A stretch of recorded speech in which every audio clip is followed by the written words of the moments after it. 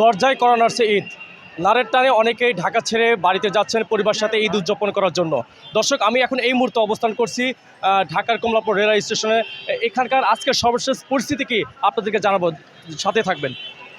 দেখতে পাচ্ছেন যে সারা ঢাকার মানুষ কিন্তু ছুটে চলে বেড়াচ্ছে বাড়ি যাওয়ার জন্য। আসলে সবাই কিন্তু সবার সেই প্রস্তুতি নিয়েই কিন্তু বাড়িতে যাচ্ছে। আমরা একটু কথা বলতে চাচ্ছি যে এখানকার যারা যাত্রী রয়েছে বা যারা বাড়িতে পথযাত্রী রয়েছে তার সাথে কথা বলবো। ভাই, দর্শক দেখতে পাচ্ছেন আজকে কিন্তু বৃহস্পতিবার থেকে কিন্তু আসলে ছুটে চলা সারা মানুষের ঢাকা শহর থেকে কিন্তু ছুটে চলছে গ্রামের উদ্দেশ্যে, বা যেভাবে আছে না কেন তারা কিন্তু ছুটে চলার মতো কিন্তু যাচ্ছে।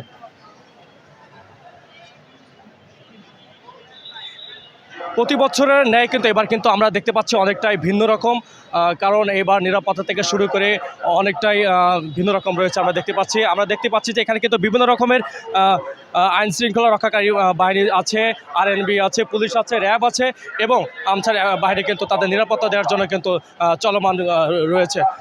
দর্শক, আমি একটু এই আপুর সাথে কথা বলতে চাই। আপু, আপনি কোথায় যাচ্ছেন? উনি কথা বলতে রাজি হচ্ছে। ভাই, একটু কথা বলবো। কোথায় যাচ্ছেন আপনি? কোথায় যাচ্ছেন? আমি যাচ্ছি চাঁদপুর। চাঁদপুর যাচ্ছেন? আপনি কি টিকিট ক্রয় করেছেন? হ্যাঁ, আমি খোলার থেকে আসছিলাম, ঘর থেকে? পার্বতীপুর থেকে আসছিলাম আর কি, এখানে আর কি কমলাপুর। হ্যাঁ, এখানে কি আপনার সব ঠিক আছে? আপনার কাছে হ্যাঁ, আমার ঠিক আছে।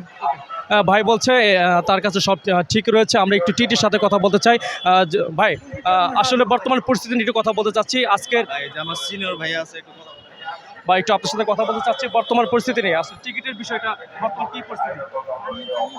কি পরিস্থিতি বলতে আমাদের টিকেটের সিটের এগেনস্টে 25% স্ট্যান্ডিং দেওয়া হচ্ছে, এরপর আর দেওয়া হচ্ছে না, যাওয়ার অনুমতি পাচ্ছে না। 25% রেলওয়ে স্ট্যান্ডিং টিকিট দিচ্ছে। আচ্ছা, আমরা জেনেছি যে গতকালকে যেখানে কিছু টিকিট ব্ল্যাক হচ্ছে, এখন পর্যন্ত কি এখান থেকে কোনো টিকিট ব্ল্যাক হচ্ছে?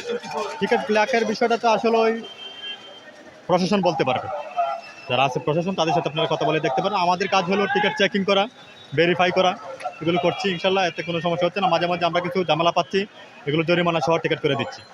আপাতত এটাই। আচ্ছা দর্শক, উনি বলছেন যে গতবারের মতো এবার অনেকটাই ঠিক আছে, এবার ব্ল্যাক হচ্ছে না। যদি ব্ল্যাক হচ্ছে তার যে ব্ল্যাক যে হবে সেটা কিন্তু যে শাস্তি রয়েছে সেই শাস্তি কিন্তু তারা লিখে দিচ্ছে। ভাই, দেখতে পাচ্ছেন সবাই কিন্তু সারিবদ্ধভাবে নিয়ম শৃঙ্খলার মধ্য দিয়েই কিন্তু সবাই যাচ্ছেন।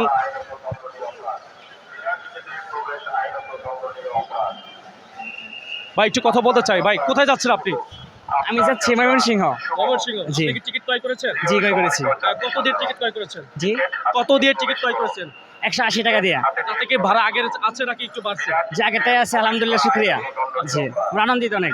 ঠিক আছে, উনি বলছে আগের মতোই টিকিটের দাম রয়েছে। আমরা যদি একটু কথা বলে চাই আরেকজনের সাথে। ভাই, আসসালামু আলাইকুম। ভাই, কোথায় যাচ্ছেন আপনি? জামালপুর। জামালপুর। আপনি কি টিকিট ক্রয় করেছেন? জি, কিভাবে টিকিটটা ক্রয় করেছেন? লাইনে দাঁড়ায়। লাইনে দাঁড়িয়ে? তাতে কি আপনার কোনো ভোগান্তি বা কোনো সিন্ডিকেট মনে হচ্ছে? না, অনেক শান্তিপূর্ণভাবে টিকিট কাটতে পারছি। দর্শক, উনি কিন্তু বলে যাচ্ছে অনেক শান্তিপূর্ণভাবে কিন্তু টিকিট ক্রয় করেছেন। এই ছিল আজকের সর্বশেষ পরিস্থিতি। পরবর্তী নিউজে আপনাদের সামনে আবার উপস্থিত হব। সেই পর্যন্ত ভালো থাকবেন, সুস্থ থাকবেন। আল্লাহ হাফিজ।